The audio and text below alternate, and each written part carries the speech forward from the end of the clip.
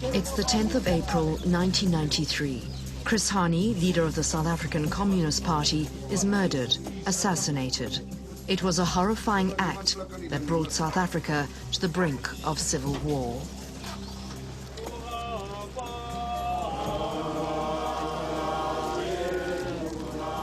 Four bullets and nearly no Rainbow Nation, no reconciliation. But the motives and thoughts behind the man who pulled the trigger has remained a mystery. This Polish man with his icy stare, unflinching, impenetrable. Up to now, his Polish friends and family have remained silent. That's beyond my understanding. It's not him. Odpowiedź. Przypuszczam, w nim się coś złamało. 20 years later, does anyone know Janusz Walus? We go to Poland, find his daughter, his secret police files, his childhood home, looking for the man who murdered Chris Hani. During your discussions and decisions to become murderers, didn't you give serious consideration that there may have been another way to the country's problems? Mogłem brać pod uwagę, ale widziałem, że to nic nie przyniesie, ani nic nie zmieni. But I knew that nothing will change and nothing good will come out of that. Janusz Walus shot and killed South African Communist Party leader Chris Hani outside his home in Boksburg. It began as nothing more than an ordinary Sunday. Mr. Hani had just gone out to buy the Sunday papers. Walus was sentenced to death for the murder, along with his co-conspirator, Conservative Party MP Clive Derby-Lewis. Both men were denied amnesty at the Truth and Reconciliation Commission. Derby-Lewis is usually blamed for orchestrating the assassination. Walus pulled the trigger, but Derby-Lewis provided the murder weapon. A lot has been said about Derby-Lewis and his wife Gay, the former nun turned right-wing journalist. But Janusz Walus has remained an enigma. This pale man, stony-faced, who drove large trucks and sold crystals at night. His brother Witold emigrated to South Africa in 1976. Today he lives a quiet life in Pretoria, refurbishing tanks with his parrot, Dakota. His home feels like a recreation of little oldie world Poland.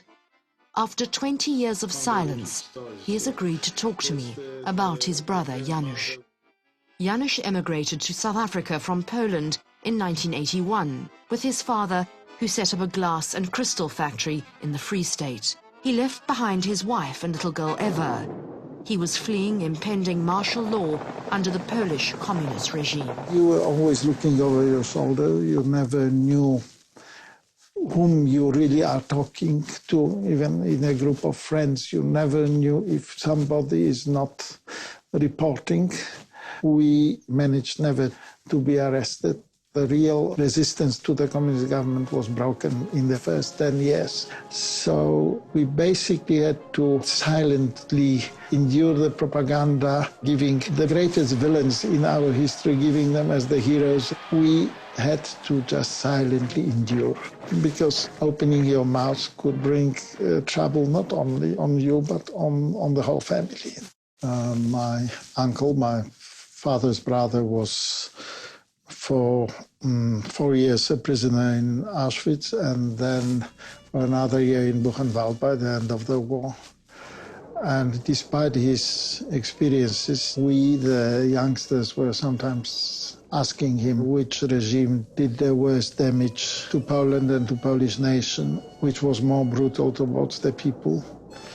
And despite his experiences, he said that definitely the communists, the Bolsheviks, did much more damage. Not the Nazis? Not the Nazis in this case. So what made you come here? South Africa was obviously reviled in the communist propaganda. And because we always hated the communist propaganda, so we felt, okay, enemy of our enemy should be our friend.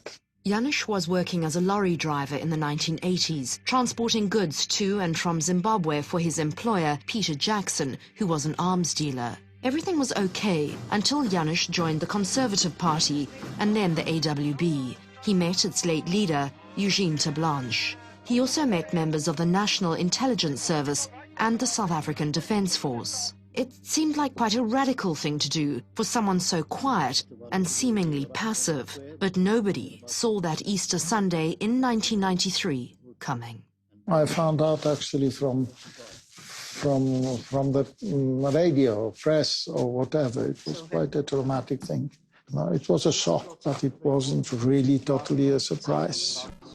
I think the best way to understand Janusz, and not only him, lots of people from the countries which fall under the communist regime, is to go there and meet some people and see some records. You think we should go to Poland? Oh, I definitely think you should go to Poland. So I'm about to go to Poland to find out more about Janusz Walus and why he felt so strongly that he should murder a communist in Africa. Chris Hani, a hero to so many South Africans.